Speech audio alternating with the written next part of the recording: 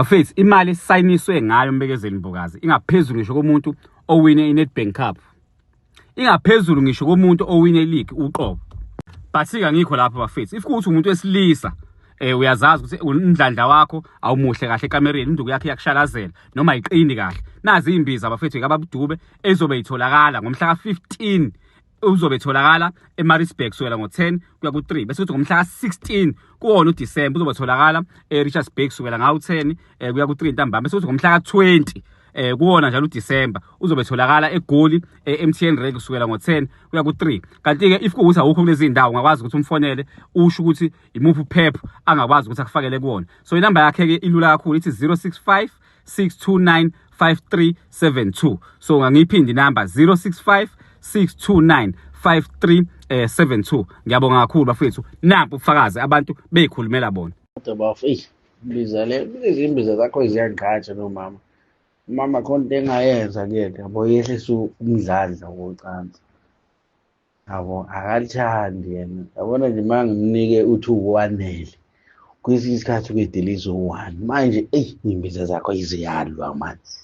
Ayiziyalwe vele zingqatshe naye.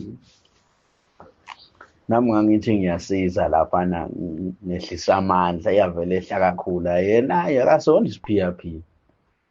Akasona isiphiyaphiya futhi ngize ngibona ukuthi akasafuni ngempela ke. Manje lezi zifuna labantu abangadeli lezi zakho. Sawubona wemfokaDuku uyaphila mfowethu? Hayi siyaphila. Hayi insizwa yakithi hayi isandla sakho ngiyazivuma mina lesi sikhanda lezimbiza lezi. Mina bese ngilahle ithemba mkabe yami. Khona la ngake ngakusabela khona iVoice ngathi mina iyakwenzakala lutho. Hayi sivukile kuyasebenza ke manje. Ya. Washo wathi hayi uzongilapha. Manje weduke ikhombo iphelele. Lezi imbiza zakho weDube zivusa into ethule into esifile zivusa. Hayi ngiyazivuma mfowethu yabona mina ngiyayizwa imizamo ibuyile manje. Ayifile weDube ayifile mfowethu. Hayi wenkunzi wemfokaDube uyinkunzi. Kunomfana wami la ufike wangikhalela osekhulile nje wathi imalume kuyabheda. Yazi mangithi nginomuntu wesifazana kwenzeka lutho ngimanje ngithi ingafuni ukuvuka into yami ngathi hayi lalela mfana wami. Sofika usubekele kumele babikele. Khona into engizokunika yona. Hayi ngamniki umfana hayi uyakhala. Ngizokuzisa ama message akhe. Uthe bese efuna ukuyikhalisa wayikhona namhlanje. Ngithi wenze kahle angayikhalisa ngoba phela lento nje bisa clean.